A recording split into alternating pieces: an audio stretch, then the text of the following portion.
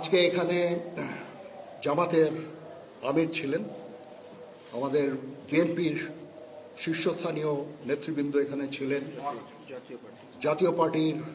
নেতৃস্থানীয় নেতৃবৃন্দ এখানে ছিলেন এবং সুশীল সমাজ এবং এখানে ডক্টর আসিফ নজরুল উনি নিজেও ছিলেন এখানে এবং উনি আমার সামনেই উনি সমস্ত ছাত্রদেরকে একটা সুন্দর বার্তাও দিয়েছেন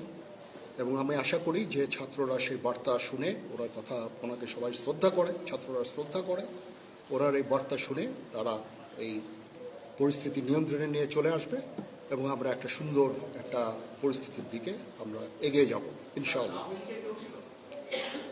এখানে আওয়ামী লীগের কেউ ছিল না, আওয়ামী লীগের কেউ ছিল না। হ্যাঁ, আজকেই, বিকজ আমাদের এই সময় নাই, এটা একটা বিশেষ একটা পরিস্থিতি, আমরা আজকেই যে এই পরিস্থিতি এটা একটা আমরা একটা নিয়ন্ত্রণ নিয়ে আসবো। সেনাবাহিনী শান্তি শৃঙ্খলা বজায় রাখার কাজ চালিয়ে যাবে এবং আপনাদের সবার দায়িত্ব, ছাত্রদের দায়িত্ব, রাজনৈতিক নেতৃবৃন্দ এবং রাজনৈতিক কর্মীদের দায়িত্ব হচ্ছে সেনাবাহিনীকে সাহায্য করা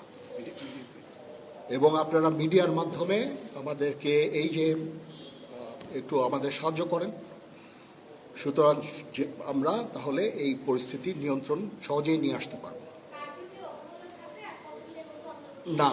যদি জিনিসটা শান্ত হয়ে যায় তাহলে আর কারফিউর কোনো প্রয়োজন নাই, কোনো জরুরি অবস্থার প্রয়োজন নাই, কোনো কারফিউর প্রয়োজন নাই, কোনো গোলাগুলির প্রয়োজন নাই। আমি আদেশ দিয়ে দিয়েছি সেনাবাহিনী কোনো গোলাগুলি করবে না, পুলিশ কোনো গোলাগুলি করবে না।